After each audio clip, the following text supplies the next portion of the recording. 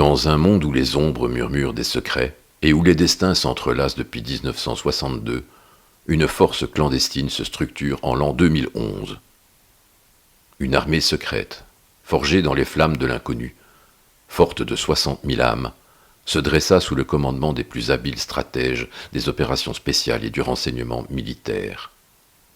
Cette légion, invisible aux yeux du commun des mortels, portait en son cœur une mission aussi énigmatique qu'audacieuse.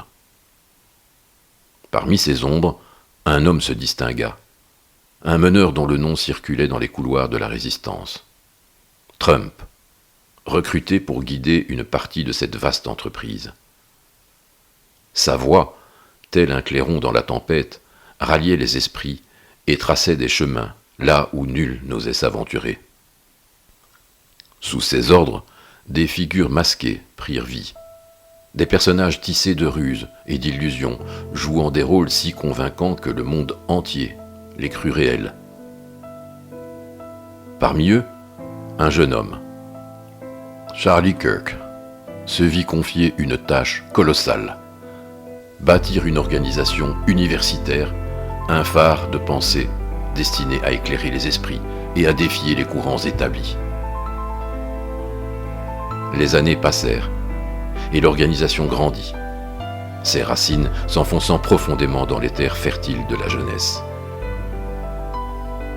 Mais lorsque la mission de Charlie fut accomplie, son personnage, tel un spectre ayant joué son rôle dans la grande tragédie, s'évanouit dans l'obscurité. Les murmures attribuèrent sa disparition à des forces tapies dans l'ombre, des entités connues sous le nom d'états profonds, ou d'autres puissances insaisissables. Pourtant, aucun cri ne troubla la nuit, car l'heure de révéler ces vérités n'était pas encore venue. Dans les coulisses du monde, une guerre silencieuse faisait rage. Les artisans de cette armée secrète, fidèles à leur serment, traquaient ceux qui menaçaient l'équilibre du destin.